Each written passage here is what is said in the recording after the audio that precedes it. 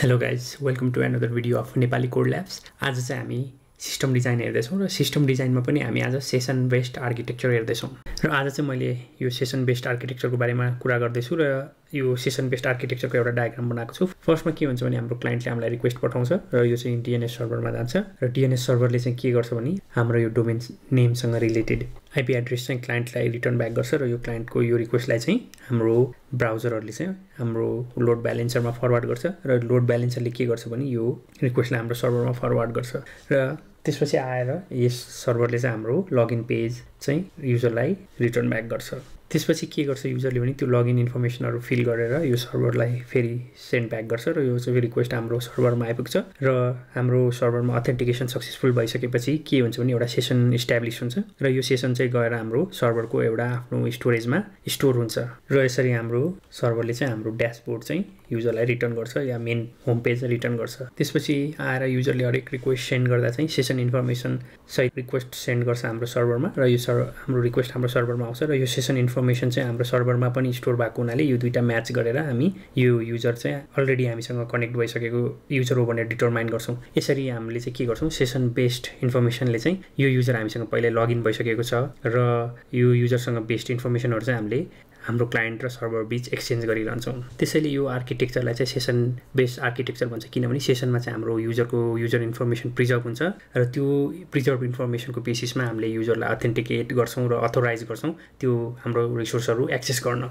यो त हो सेसन बेस्ड आर्किटेक्चरको इन्ट्रोडक्सन हैन, कसरी सेसनले काम गर्छ, कस्तो इन्फर्मेसनहरु हाम्रो सर्भरमा स्टोर हुन्छ भनेर। तर यो सेसन बेस्ड आर्किटेक्चरको एउटा ह्युज ड्रब्याक भनेको चाहिँ के हो भने सेसन बेस्ड इन्फर्मेसन चाहिँ हाम्रो सर्भरमा स्टोर हुन्छ र यसको प्रब्लम भनेको चाहिँ हाम्रो सर्भरहरु एप्लिकेसनलाई स्केल गर्दाखेरि चाहिँ एकदम प्रब्लमेटिक हुन्छ। किन प्रब्लमेटिक हुन्छ भने चाहिँ हाम्रो लेट्स से युजर ए र युजर बी भन्ने युजर छ र यो दुईटाले चाहिँ हाम्रो सर्भरमा रिक्वेस्ट पठायो र यो रिक्वेस्ट चाहिँ युजर ए को रिक्वेस्ट चाहिँ हाम्रो सर्भर ए मा गयो भने युजर बी को रिक्वेस्ट चाहिँ हाम्रो सर्भर बी मा गयो। सो यसरी रिक्वेस्ट चाहिँ हाम्रो सर्भर ए मा आयो भने रिक्वेस्ट बी चाहिँ हाम्रो सर्भर बी मा गयो र यसरी हाम्रो युजर ए सँग रिलेटेड सेसन इन्फर्मेसन चाहिँ हाम्रो सर्भर ए मा स्टोर हुन्छ भने युजर बी सँग रिलेटेड सेसन इन्फर्मेसन चाहिँ हाम्रो अब सर्भर बी मा स्टोर हुन्छ।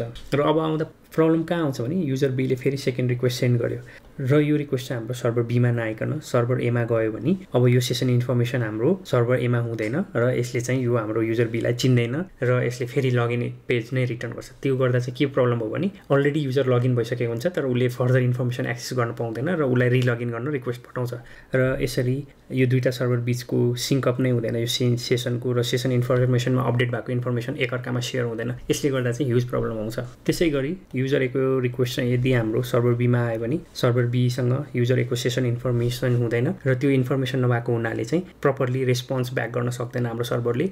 यो दुईटै युजरलाई लगइन पेज फेरि रेस्पोन्स ब्याक गर्छ र बेस्ड अन सेसन इन्फर्मेसन हुनुपर्ने एक्सनहरु चाहिँ प्रपरली हुन सक्दैन किनभने यो दुईटै इन्डिभिजुअल सर्भरमा इन्डिभिजुअल सेसन इन्फर्मेसन हुने भएको हुनाले हाम्रो एप्लिकेसनले भनेको जस्तो रेस्पोन्स चाहिँ युजरलाई गरिरहेको हुँदैन। सो यो ड्रब्याकले गर्दा चाहिँ सर्भर बेस्ड सेसन आर्किटेक्चर चाहिँ होरिजोन्टल स्केलिङको लागि ह्युज च्यालेन्ज हुन्छ। सो यसरी हामीले सर्भर बेस्ड सेसन आर्किटेक्चरको ड्रब्याक हेर्यौं र यो चाहिँ स्केलेबल हुँदैन।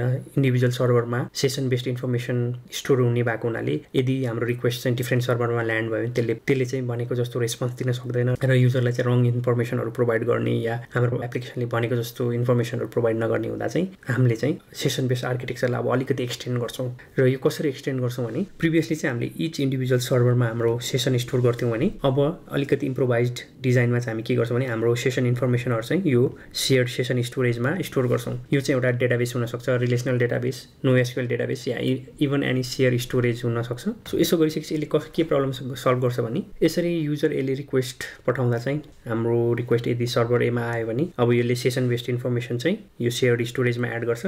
त्यसैगरी युजर बी को रिक्वेस्ट पनि हाम्रो सर्भरमा आयो र यो चाहिँ सर्भर बी मा गयो भने यसले पनि यो सेसन बेस्ड इन्फर्मेसन यहाँ गएर स्टोरेज गर्छ। सो यसरी हामीले चाहिँ जुनै सर्भरमा रिक्वेस्ट ल्यान्ड भए पनि एउटा शेयर्ड सेसन स्टोरेजमा चाहिँ हाम्रो इन्फर्मेसन रिक्वेस्ट गरेको हुनाले यो इन्फर्मेसन चाहिँ जुनै पनि सर्भरलाई अवेलेबल हुन्छ। त्यसपछि आएर फेरि युजर ए ले रिक्वेस्ट सेन्ड गर्यो हाम्रो सर्भरमा, यो रिक्वेस्ट चाहिँ अब सर्भर बी मा गयो भने अब यो केही पनि प्रब्लम हुँदैन। सो यो हाम्रो वेब सर्भरले चाहिँ यो शेयर्ड सेसन स्टोरेजमा भएको इन्फर्मेसनलाई युज गर्छ र त्यसको बेसिसमा हाम्रो युजर ए लाई एप्रोप्रिएट रेस्पोन्स रिटर्न गर्छ।